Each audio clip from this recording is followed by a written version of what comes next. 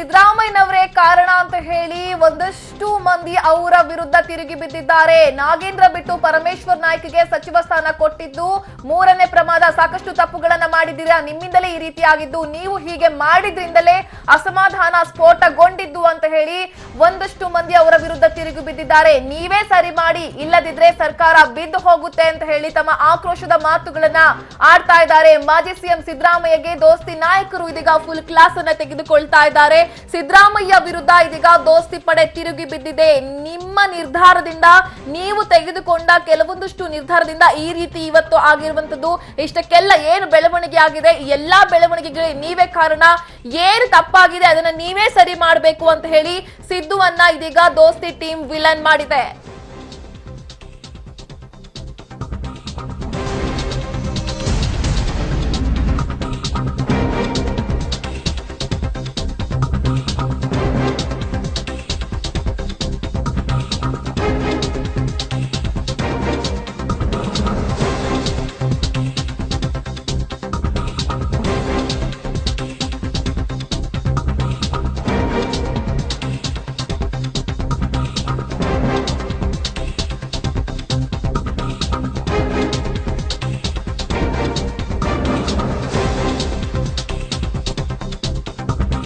ಇಲ್ಲಿ trouble shooter ಅಂತಾನೆ ಕರೆಸ್ಕೊಂಡಿರೋದು ಡಿ.ಕೆ. ಶಿವಕುಮಾರ್. ಅವರನ್ನ ಸೈಡ್ಗಿಟ್ಟು ತಪ್ಪು ಮಾಡ್ಬಿಟ್ರ ದೋಸ್ತಿ ಪಡೆ, ಗೊತ್ತಿಲ್ಲ. ಟ್ರಬಲ್ ಶೂಟರ್ ಅನ್ನ ಮರೆತು ಇಲ್ಲಿ ದೋಸ್ತಿಗಳು ಕೆಟ್ರ, ಅವರನ್ನ ಸೈಡ್ಗೆ ಇಟ್ಬಿಟ್ಟು ಇವರು ಇವತ್ತು ಏನೀಗ ರಾಜ್ಯದಲ್ಲಿ ಈ ರೀತಿಯ ಸಿಚುವೇಶನ್ ಕ್ರಿಯೇಟ್ ಆಗಿದೆ, ಇದಕ್ಕೆ ಇವ್ರುಗಳೇ ಮಾಡ್ಕೊಂಡಿರುವಂತ ತಪ್ಪುಗಳು ಕಾರಣನ?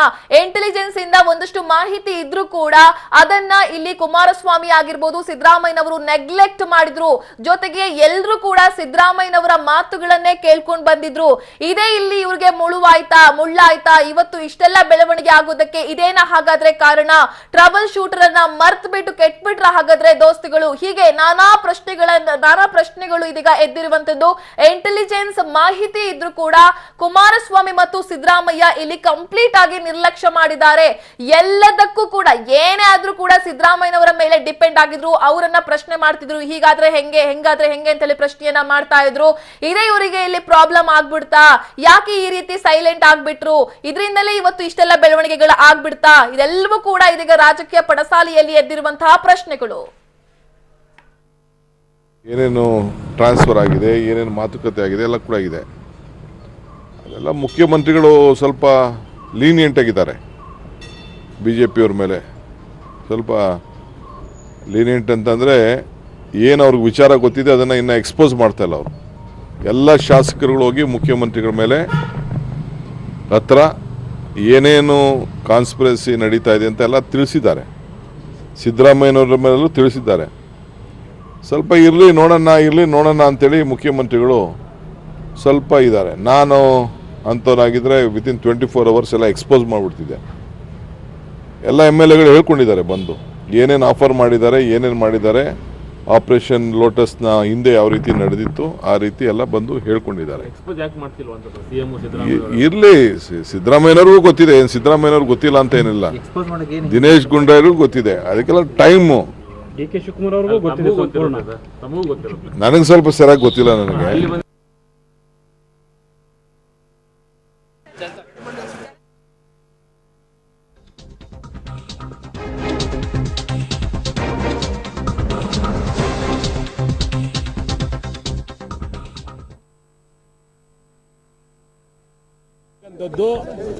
ಇಬ್ಬರು ಪಕ್ಷೇತರ ಶಾಸಕರ ಬಗ್ಗೆ ನಾನೇನು ರೆಸ್ಪಾನ್ಸಿಬಿಲಿಟಿ ತಗೊಂಡಿಲ್ಲ.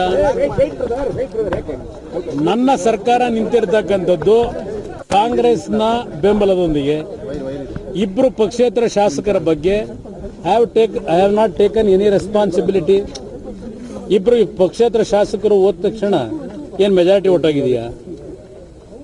ನನಗೆ ನಿಮ್ಮ ಕಳೆದ ಒಂದು ವಾರದ ಮಾಧ್ಯಮದ ಸ್ನೇಹಿತರಿಗೆ ಹೇಳಲಿಕ್ಕೆ ಬಯಸ್ತೀನಿ, ನಾನು ನಿಮ್ಮ ಕಳೆದ ಒಂದು ವಾರದ ನ್ಯೂಸ್ಗಳಿಗೆ ನನ್ನನ್ನು ಯಾಕೆ ಇನ್ವಾಲ್ವ್ ಮಾಡ್ತೀರಿ?